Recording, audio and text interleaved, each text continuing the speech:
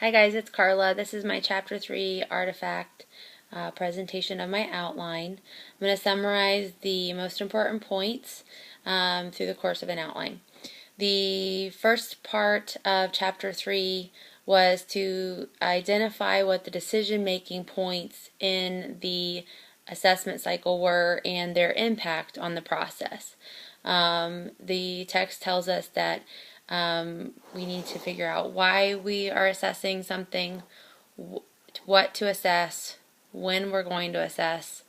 We need to consider our documentation, which is the collecting of the data and the recording of the data, summarizing the information, interpreting the information, and using the information.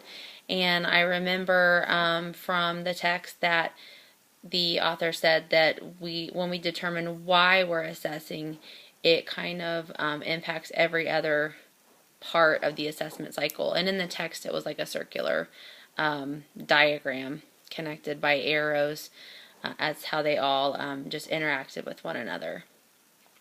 So we just need to be clear on those points as we engage in the process of assessment, because different things will need to be assessed at different times for different students. As we continue to just go on in this process, I realize how differentiated instruction really is going to be an everyday. It's an everyday thing, which is why it's so important that we learn the value of assessments and as much as we can about the assessment process. So that was kind of the first main point in that chapter. There are 4 purposes of assessment according to the text: to monitor children's development and learning, to guide classroom planning and decision making in order to help children learn, to identify children who might benefit from special help, and to report and communicate with others. So I thought this section of the text went really well with the IRIS module that we completed this week.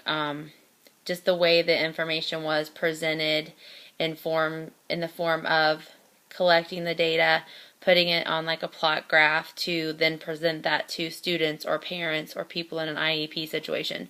I thought that was very good, and that goes with the idea of reporting and communicate with others.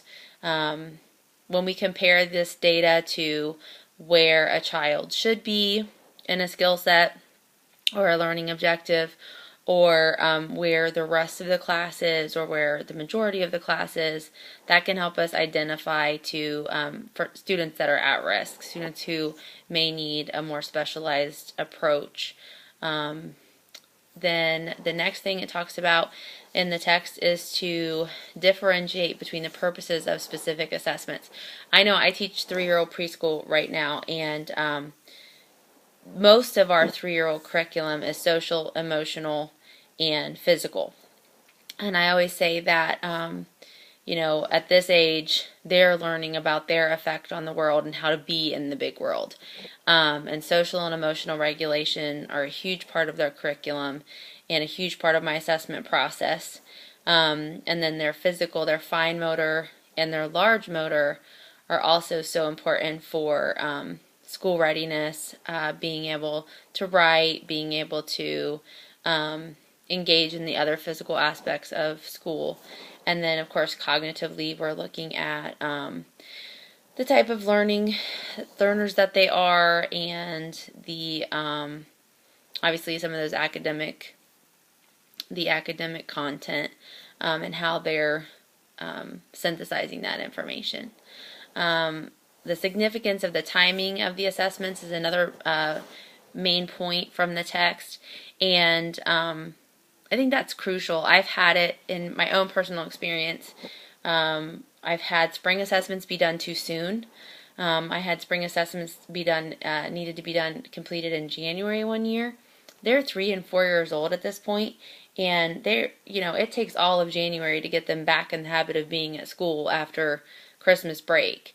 So those assessments, when I presented that information to parents at conferences, I didn't feel like it was a complete year-end assessment, because it wasn't. I still had 5 more months to teach, and I had experience and have had experience with a significant growth, especially from the age of 3 to 4 in those few months. So the timing of assessments is crucial.